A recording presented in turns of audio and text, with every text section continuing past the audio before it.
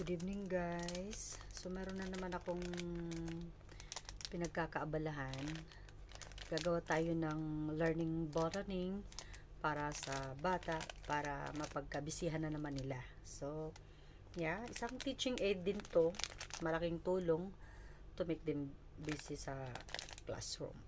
Okay, so I have a pack of boron and remnant random color of what do you call this one, felt cloth. Yeah, so gagawa ako ng ganitong strips. Okay, so random color siya.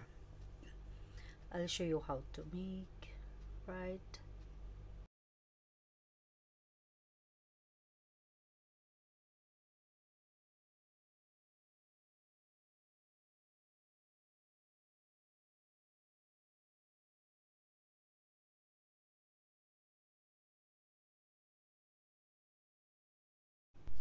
So, ito na siya guys. Ang na-prepare ko, mga 10 kulay to.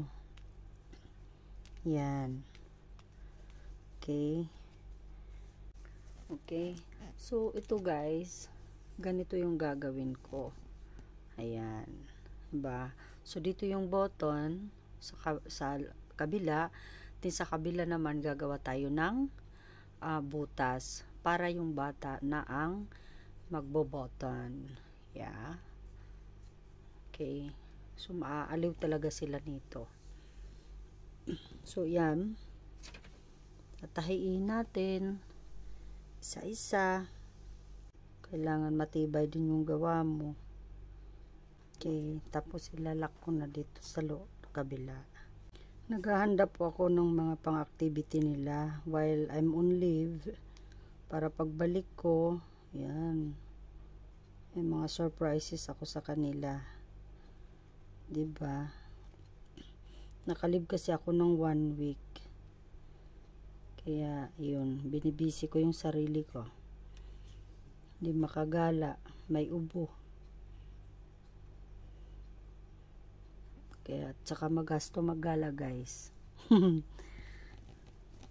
Mabuti pa yung bisihin na lang sa loob ng bahay. Yan. So, ayan na siya. Diba? Tapos, gagawa tayo ng butas.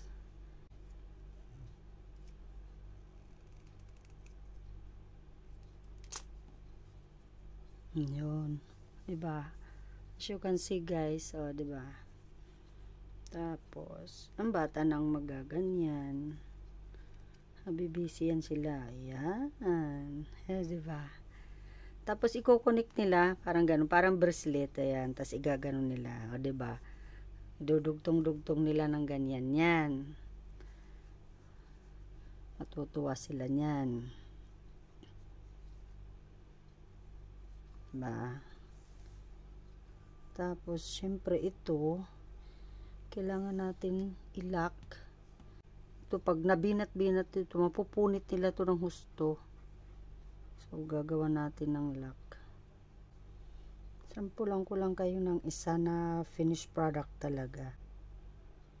Kasi pag hindi natin nilagyan yan ng kuan, lock na ganyan, i-felt cloth lang to.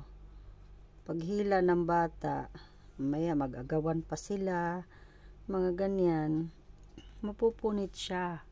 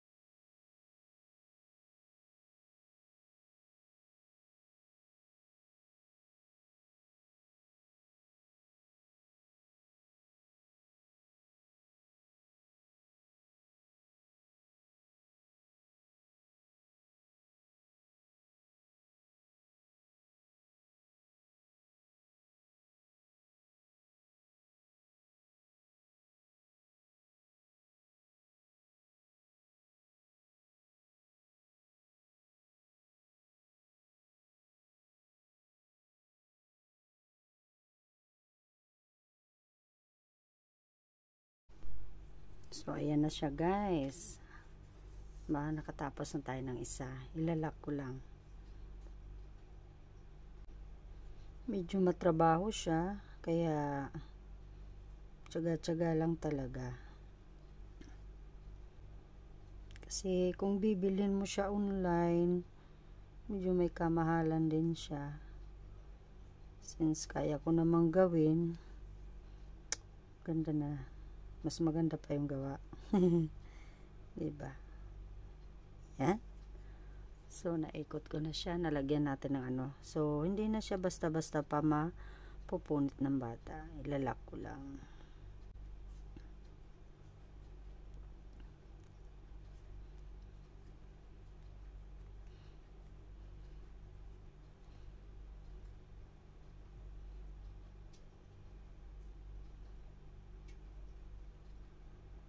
Yan.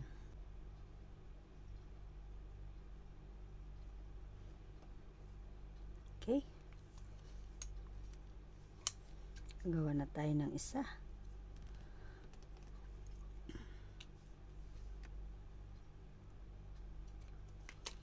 So, ayan na. Yan ang magiging resulta niya. Okay? So, yan. Lalo na sa mga 2 years old, hirap na hirap silang maganon. I-adjust pa nila yung mga ganyan. So, diba? Ang ganda. Finish! So, ganyan na siya pag natapos. Okay?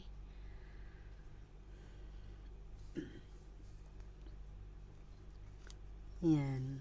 So, meron pa akong ilan pang gagawin ko. So, 1 down. So, we have 10 pieces. 1, 2, 3, 4, 5, 6, 7, 8, 9, 10. So, we have 10 pieces too. Oh, 9 pieces more. Alright? So, in total of 10. Okay. So, kukontinue ko lang siya. So, ayan guys, isusunod ko yung yellow. Paparisan natin ng blue na button para visible siya. Kitang-kita.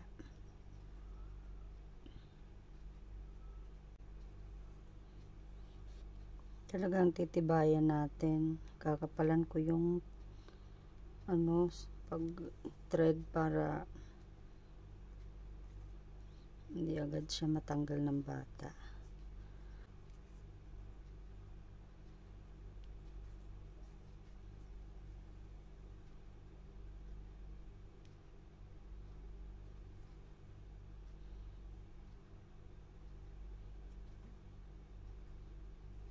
Right.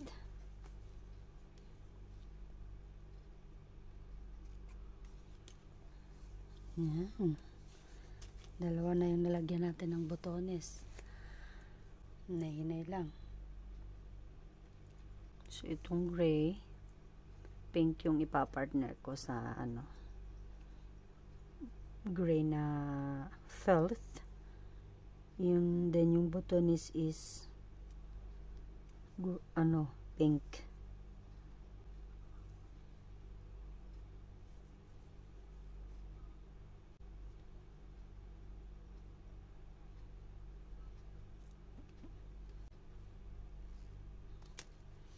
Yay, tatlo na.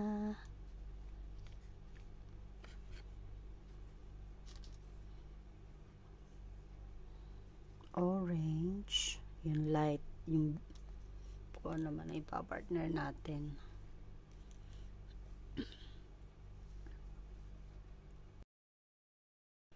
Ayan na guys, natapos ko ng malagyan ng mga botones lahat. So, ayan na siya, yung 10. Ngayon, yung pagbutas na lang. Okay? So, almost done na tayo. Okay? So, paglagay na lang ng butas. Tapos na siya. Okay. So, bubutasan ko na siya lahat. Kailangan may allowance din siya para hindi rin sila mahirapan.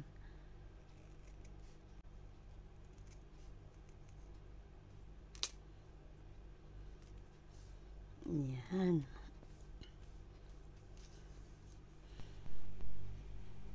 Tarang! Ayan na guys, tapos na siya. See? Lahat, kumpleto na siya. May butas na siya. So, ayan, 10 yan lahat. Alright? Yan, o tingnan nyo. Ganun ang pagkagawa ng bata. Iboboto nila. Ganyan, so mag-i-enjoy sila. 'Di ba? As you can see. And then, yan, i-connect nila yan ng lahat na yan. So, yan. Parang kadena, 'di ba? Magiging chain na siya. So, syempre, bata, hinay-hinay, hindi nila agad may shoot. So, it takes time and mai-enjoy talaga nila. Yeah. Instead na mag-roaming around or mag-ano ng ibang kuan, kailangan talaga mabisi ang bata sa classroom, guys. So, yan ang ginagawa namin. Kung ano-anong activities ang prepare, although mayroon naman kami sa classroom, so kailangan pa rin ng kumbaga bago sa kanilang mata para ma-excite sila everyday. Kasi yan yung reason din na ang bata is excited pumunta sa school, 'di ba? Minsan pag I want to go to school, sabi i-share yun ng mga parents, ganyan na yung anak ko, sabi nila, excited kaninang umaga. Gustong-gusto na agad na pumunta sa school kasi gusto niyang makita yung mga friends niya, si teacher, mga ganyan. So, ang daming kuan ng bata kasi masaya sila. Yun ang point doon. Yeah.